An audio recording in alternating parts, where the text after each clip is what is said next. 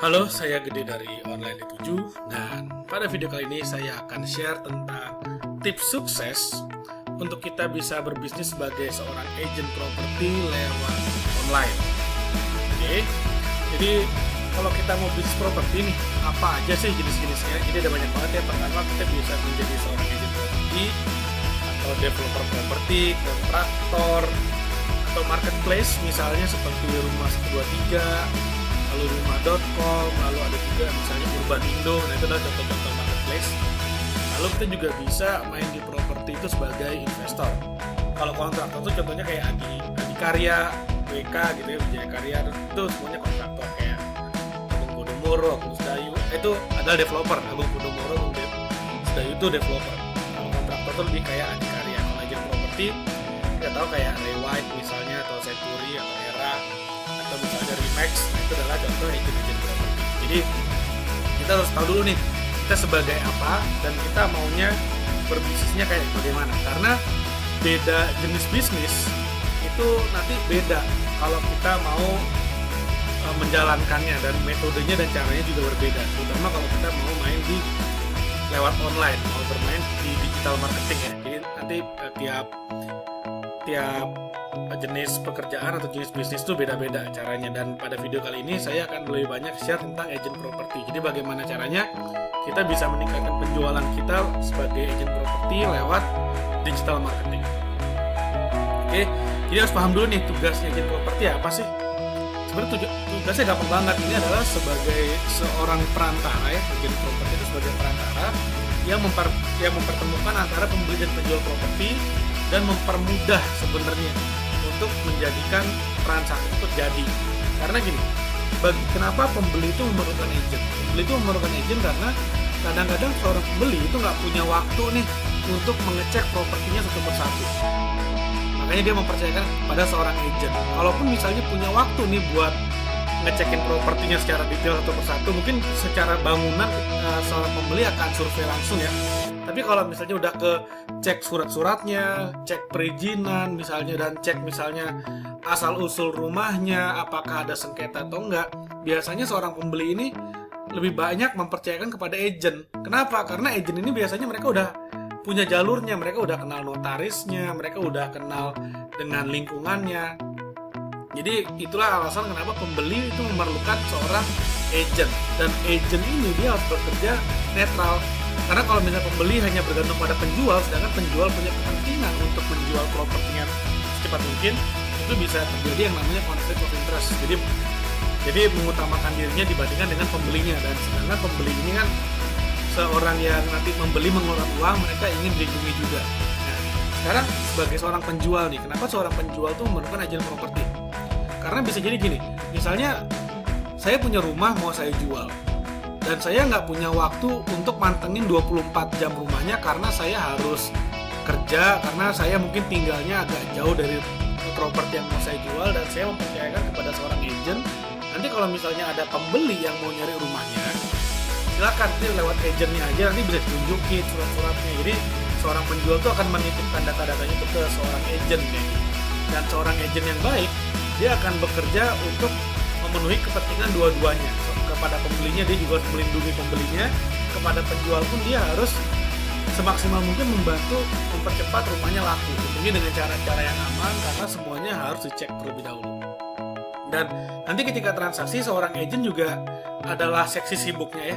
Biasanya misalnya koordinasi antara pembeli dan penjual, menanyakan kapan waktunya yang tepat untuk transaksi, karena nanti akan berkaitan dengan banknya juga, lalu bikin perjanjian dengan notarisnya. Jadi semuanya itu adalah pekerjaan agent properti.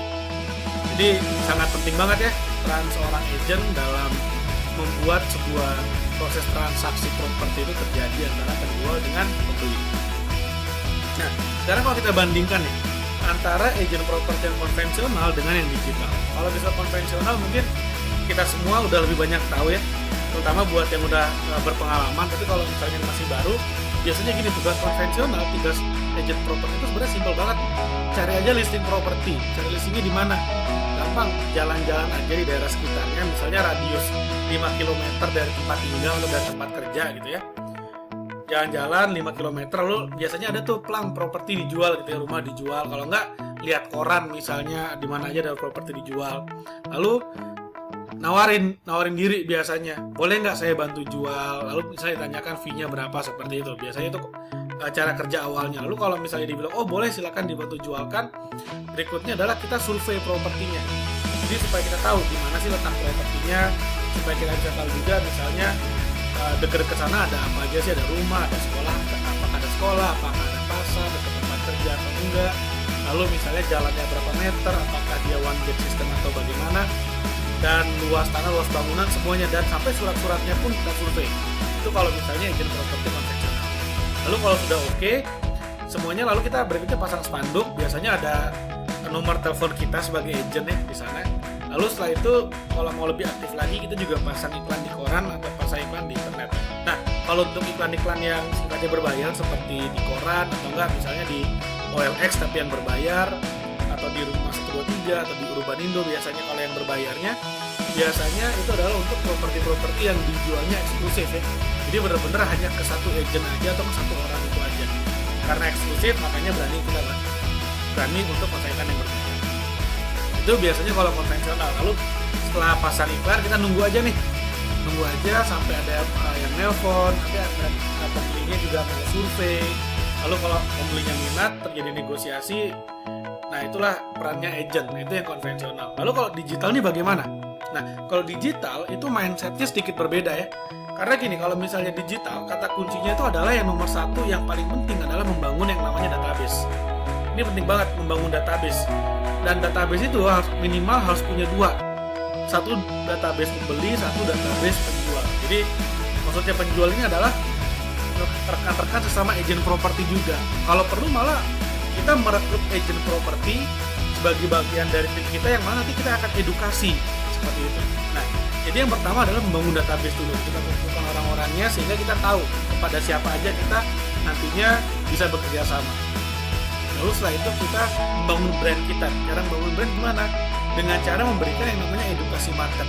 Kita sering misalnya nanti memberikan webinar, kita sering misalnya kita membangun brand lewat media sosial kita bahwa kita adalah seorang agent properti yang profesional, yang handal gitu ya. Dan kita juga sering memberikan tips-tips untuk para database kita bagaimana caranya meningkatkan nilai jual properti, misalnya bagaimana caranya memilih lokasi properti yang harganya akan naik terus, atau enggak kita misalnya berbagi tentang tata ruang di sebuah daerah untuk 10 tahun ke depan nih, di mana akan jadi jalan, di mana akan menjadi daerah jalur hijau, di mana akan menjadi daerah yang bisa dibangun. Nah, itu biasanya udah ada nih petanya di Dinas Tata Ruang atau di Cipta Karya misalnya, atau di Tata Ruang itu sudah ada, mereka punya rencana, dan itu misalnya itu bisa kita share karena itu adalah aksesnya untuk publik sebenarnya ya.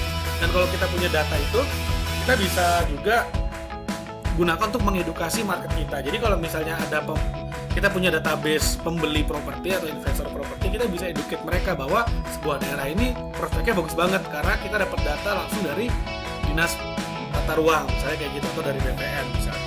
Jadi ini menarik banget ya kalau kayak seperti ini.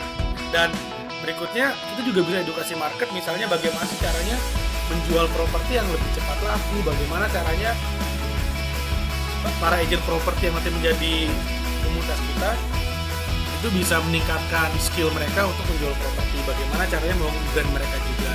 Dan yang terakhir baru kita lakukan yang namanya sell with style. Jadi bukan lagi yang namanya kita misalnya telepon lalu kita cari-cari orang untuk beli atau cari-cari orang untuk jual, enggak ya, tapi benar-benar semuanya kita lakukan lewat digital. Jadi nanti cara menge-share-nya pun kita lakukan yang namanya soft selling kayak gitu. Nah bagaimana caranya sekarang kita akan lihat ya satu-satu ya. Jadi ini yang paling penting nih, kita harus bikin platform atau komunitas dengan pembeli alias para investor properti. Jadi kita harus tahu nih investornya ini kelas yang mana nih, apa kelas yang menengah, beli rumah yang misalnya untuk yang FLPP atau rumah murah, atau misalnya mereka adalah investor properti untuk yang kelas misalnya belinya hotel kayak gitu. Jadi kita harus punya masing-masing itu beda-beda ya kolamnya ya. Jadi sebisa mungkin jangan disatukan, karena kalau disatukan biasanya orang jadi nggak betah gitu. Kalau misalnya saya mampunya beli yang rumah murah tapi kenapa ditawarinnya hotel terus, kan nggak nyambung. Jadi nanti Anda harus bisa pisahkan lagi nih. Jadi sebisa mungkin komunikasi jadinya banyak banget. Dan ibaratnya kayak palu gada gitu loh. Kalau misalnya ada yang dijual hotel, oke, saya punya nih komunitas pembeli hotel. Kalau yang dijual adalah rumah murah, saya juga punya nih pasarnya orang yang beli rumah murah. Lalu kita juga bisa buat sebuah platform untuk komunitas untuk para penjual properti sesama agent yang nanti akan kita edukasi bagaimana caranya mereka bisa co-broking dengan kita dan mereka menjual dengan jauh lebih dahsyat. Lalu kita berikan edukasi kepada pembeli, kepada penjual juga kita berikan edukasi. Kita lakukan soft selling untuk properti yang tidak eksklusif. Nah, untuk yang eksklusif kita bisa promosikan secara lebih intensif, lebih hard selling. Tapi tentu saja kita harus menjual berbasis dengan kita lihat pembelinya siapa dan kita harus lihat juga benefitnya apa kalau mereka beli. Nah, jadi harus benar-benar menguntungkan para pembeli kita. Dan yang terakhir kita juga bisa lakukan yang namanya co-broking. Nah, co-broking yang pertama harus dilakukan adalah dengan komunitas sesama agent properti kita yang ada di poin nomor 2. Lalu co-broking selanjutnya kalau itu sudah ya dengan agent-agent properti yang lain. Oke, jadi kita bisa bangun platform itu banyak banget ya. Kita bisa buat website misalnya, kita bisa bangun platform lewat sosial media, lewat YouTube, lewat landing page doang, nggak usah website juga bisa. Yang penting ini bisa meng-capture database dari calon pembeli kita atau calon sesama partner agent kita, kayak gitu. Jadi apa aja bisa jadi platform dan ini bisa dimanfaatkan sebenarnya untuk meningkatkan penjualan kita sebagai agent properti lewat digital marketing. Lalu untuk mendapatkan database biasanya kita bisa pancing dulu, ini namanya strategi tripwire ya. Jadi kita berikan sebuah pancingan atau kita berikan sebuah bonus hadiah gratis untuk mereka berlangganan informasi. Bisa juga mereka mendapatkan e-book, mereka dapat list investasi yang layak investasi, newsletter tips investasi properti, atau enggak bisa datang ke dalam seminar-seminar kita tentang properti. Jadi kita bisa berikan hadiah gratis, tapi mereka bisa berlangganan pada kita. Sebenarnya dengan mereka berlangganan kita akan mendapatkan database mereka, nama, email, nomor HP, seperti itu. Dan itu penting banget karena nantinya mereka lah yang akan menjadi partner kita, entah sebagai pembeli, investor, atau sebagai sesama penjual yang kita akan co-broking. Jadi ini penting banget. Lalu kita bisa share kepada komunitas dan konten edukatif. Dan yang paling penting adalah property for sale tetap harus kita share juga. Kita juga bisa buat dalam bentuk seminar atau workshop atau webinar seperti itu. Jadi kita bisa educate dulu.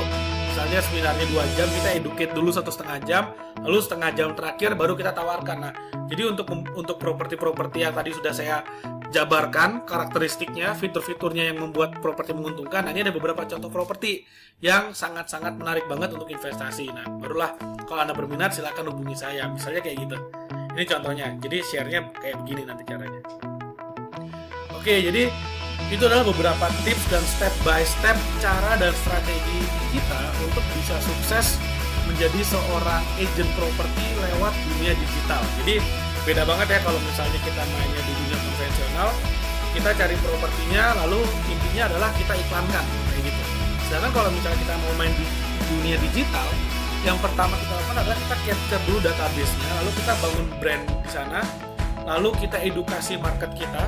Dan kita harus pilah-pilah nih marketnya nih, sekali lagi kita harus pilah-pilah marketnya yang mana pembeli, yang mana penjual. Penjual pun artinya sesama agent penjual gitu ya. Kalau pembeli nanti kita harus pilah-pilah juga apakah mereka ini pembeli yang kelas atas, menengah, atau ke bawah. Nah, jadi dengan begitu kita bisa lakukan promosi dengan jauh lebih baik dan jauh lebih efisien. Jadi keuntungan dari digital marketing adalah kita bisa membangun komunitas dan kita juga bisa melakukan edukasi dengan jauh lebih mudah di sini, dan kita bisa menjual lewat brand kita. Jadi orang itu sebenarnya berbisnis karena trust dengan kita, dan kenapa orang trust itu adalah karena kita sudah memberikan terlebih dahulu. Kita share dulu baru sell, kita share dulu kemudian baru selling. Nah, ini akan membuat penjualan kita menjadi jauh lebih mudah.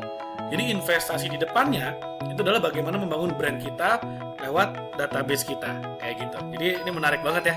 Dan silakan Anda like videonya kalau Anda merasa bermanfaat.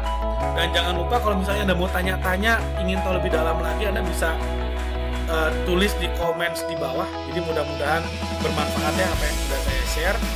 Dan saya juga mengundang Anda untuk bergabung dengan komunitas digital di online 7 lewat workshop Digital Marketing Mastery, rahasia sukses bisnis online dan jualan apapun lewat internet dan digital marketing.